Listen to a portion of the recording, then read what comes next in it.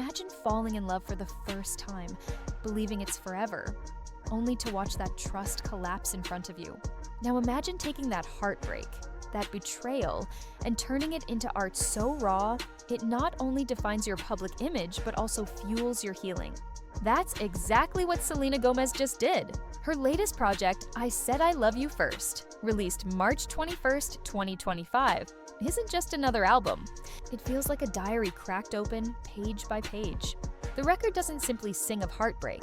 It walks us through betrayal, disappointment, and then into the safety of the love she now shares with Benny Blanco. But here's the catch. Not all of these songs sound like they're about him.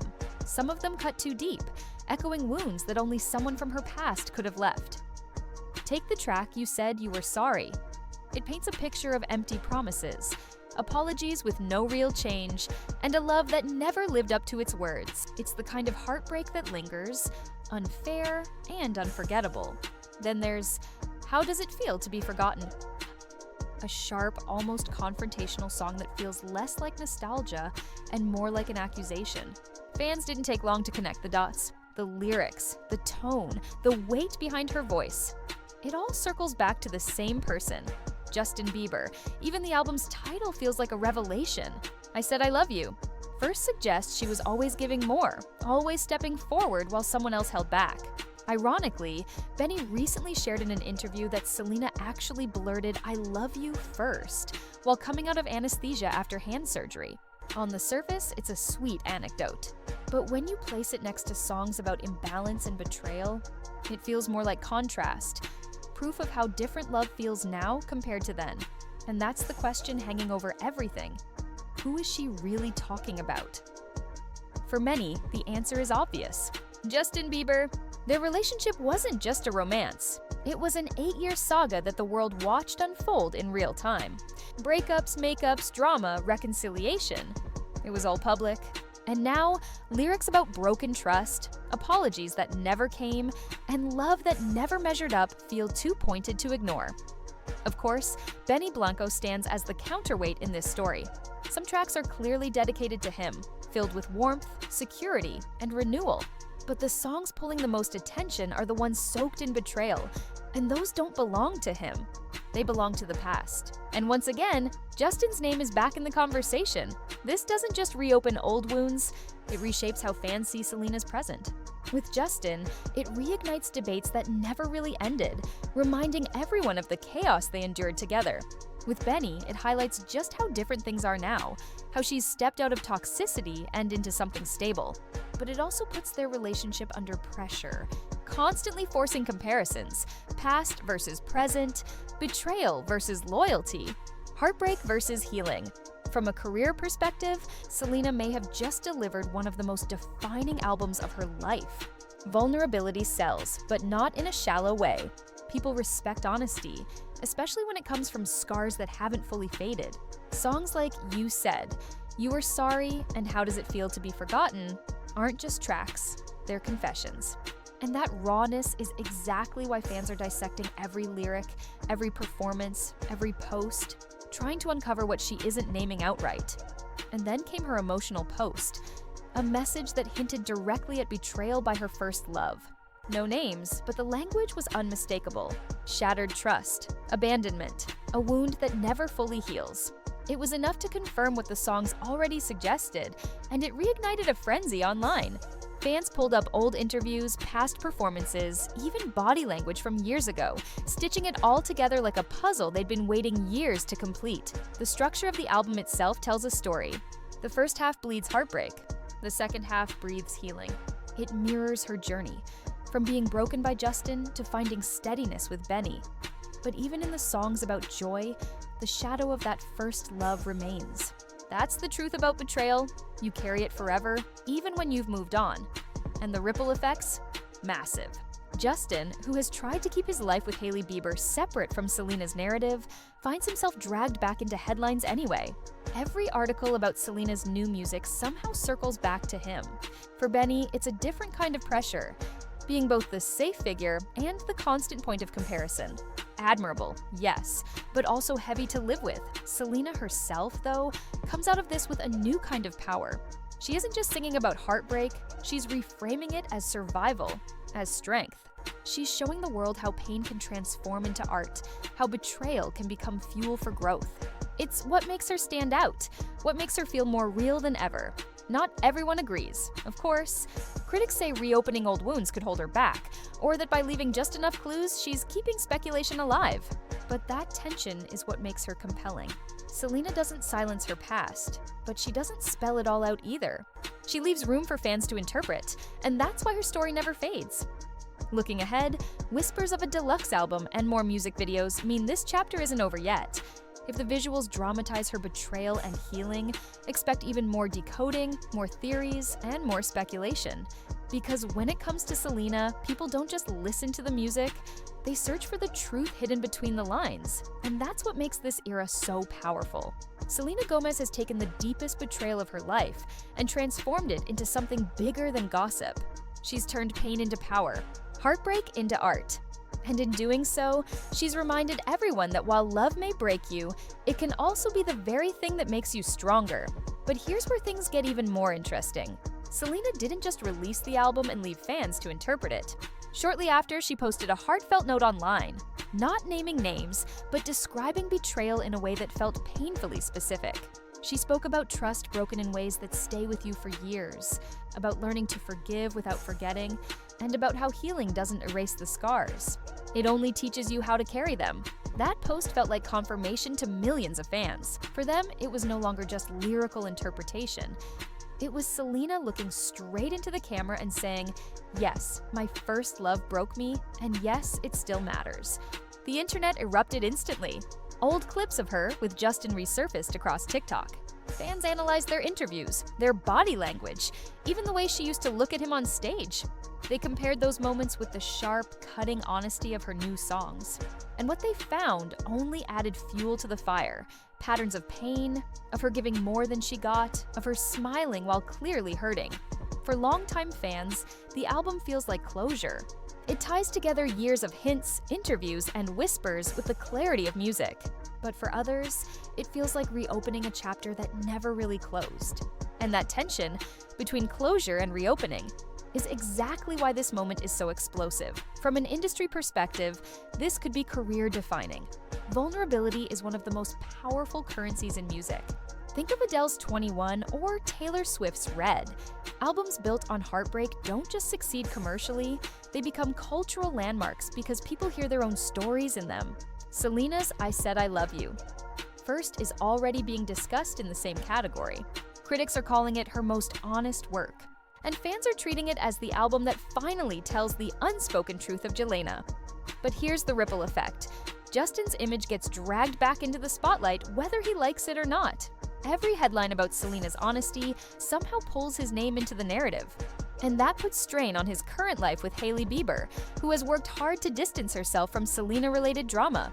Now fans are once again comparing, contrasting, and questioning the stability of his marriage. Meanwhile, Benny Blanco is being positioned as the safe love, the contrast to everything Selena endured before. On one hand, it makes him look like the hero of her story. On the other, it creates immense pressure because now, every move he makes will be measured against the role of the man who healed Selena. That's flattering in theory, but it can be a heavy expectation to carry. And here's the kicker. Selena may not be finished.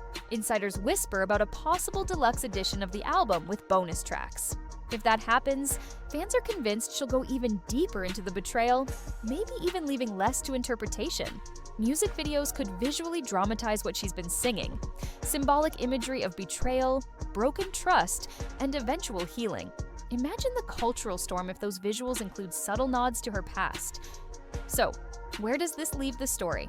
Right in the middle of another cultural firestorm. Justin, Hailey, and Benny are all affected by this one project in different ways.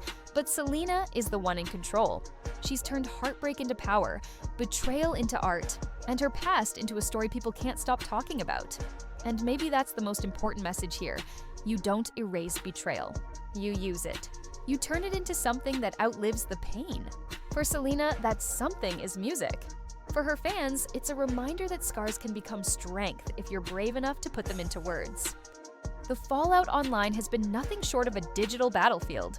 On one side, you have fans rallying behind Selena, praising her courage, and calling this album her most authentic chapter yet.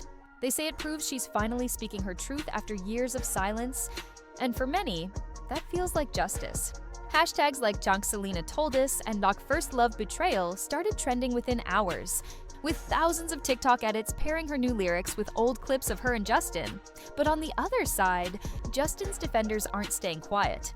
They argue that Selena is reigniting old wounds on purpose, dragging his name back into headlines when he's trying to move on with Hailey. Some even accuse her of weaponizing her heartbreak for streams, pointing out that every time she references the past, her numbers skyrocket. These fans push hashtags like Let Justin Live and claim Selena should focus on her present with Benny rather than her past with Justin. Caught in the middle is Hailey Bieber, who didn't ask for any of this, but inevitably gets pulled into the discourse. Screenshots of her Instagram posts are dissected for hidden meanings. Captions are reread like coded messages, and her silence is treated as proof of pain. Every time she shows up in public with Justin, fans analyze their body language, convinced they can see the impact of Selena's new music on their marriage. And then there's Benny Blanco. Overnight, he's become a fan favorite symbol of the good guy in this saga. Supporters frame him as the antithesis of Justin: steady, safe, secure. But with that praise comes pressure. Any misstep, any rumor, any misinterpreted lyric could flip the narrative instantly. For now, though, he's reaping the benefits of being the man who inspired Selena's happier songs, while Justin gets linked to the ones dripping with betrayal. The media, of course, is amplifying every angle. Headlines pit Selena against Justin yet again, some framing her as the brave survivor reclaiming her story, others accusing her of exploiting the past. Entertainment outlets are running think pieces about the art of betrayal albums and comparing her work to other iconic heartbreak records. Even mainstream news outlets have jumped in, treating this album as not just music, but cultural commentary on how women use their pain to reshape their public identities. And here's the wild part. This isn't just chatter. It's moving numbers. Streams for Selena's album are climbing daily. Clips of Justin are getting millions of views as fans revisit old interviews, hunting for clues. Hailey's name is trending right alongside Selena's, even though she hasn't said a word. The triangle is back in the spotlight, whether they like it or not. Behind the headlines and fan edits, the ripple effect inside the industry is even more telling. For Selena, this album isn't just personal, it's strategic. Executives are already calling I Said I Love You first her defining record, the kind of project that cements an artist's legacy. Labels love a narrative, and Selena has given them one that feels raw, authentic, and marketable. Brands, too, are drawn to her resilience. She's no longer being framed as Justin's ex. She's the artist who turned betrayal into empowerment, a story sponsors and campaigns can sell. For Justin, the reaction is far more complicated. His career has weathered storms before, but this moment is unique because it doesn't stem from scandalous behavior or legal trouble. It's tied to perception. Suddenly, he's being recast as the betrayer in a story that millions are streaming, sharing, and dissecting. That makes PR teams nervous. His recent projects risk being overshadowed by lyrics that aren't even his. And when your ex's album is charting higher because people believe it's about you, that narrative has a way of clinging. Hailey's position is delicate. She runs a billion-dollar beauty brand that thrives on a polished, aspirational image. But now her name is trending in the context of betrayal, old flames, and heartbreak that has nothing to do with her current reality. Public sympathy leans in her direction, but sympathy doesn't always translate well for branding. Road executives are said to be keeping a close eye on the conversation, balancing the opportunity of increased visibility with the risk of negative framing. As for Benny Blanco, he's suddenly front and center in an industry story he never asked to be part of. While the album elevates his relationship with Selena, it also ties his name to Justin in ways that could complicate future collaborations. Insiders whisper that some artists might hesitate to work with him if they fear being dragged into the never-ending Selena-Justin-Hailey narrative. At the same time, his image as Selena's safe space could boost his credibility, positioning him as the producer who inspired her best work. The bigger takeaway here is how quickly personal pain becomes professional capital in Hollywood. One emotional post from Selena, paired with an album full of pointed lyrics, has reshaped the way fans and executives see everyone involved. Careers, reputations, and even brand deals are shifting because of songs that might never name names. And yet, everyone thinks they know exactly who she's singing about. What makes Selena's latest chapter even more powerful is how it connects to a larger cultural pattern. In music history, some of the most iconic albums have come from heartbreak. Think Adele's 21, which turned personal devastation into global anthems. Think Taylor Swift's breakup eras, where each record became a timestamp not just for her life, but for an entire generation of fans who were healing alongside her. Now, Selena's I Said I Love You first is being placed in that same category. Not just another pop release, but a cultural marker. This isn't just about one celebrity love triangle anymore. It's about how betrayal and resilience resonate universally. Fans from all over the world are hearing their own stories in Selena's lyrics. The line, "How does it feel to be forgotten?" isn't just about one ex, it's about anyone who's ever felt invisible in love. The track, "You Said You Were Sorry" isn't just about Justin Bieber, it's about every half-hearted apology that never healed a wound. Selena's vulnerability transforms into something collective, a shared emotional release for millions, and that's where the real cultural power lies. These songs aren't just entertainment.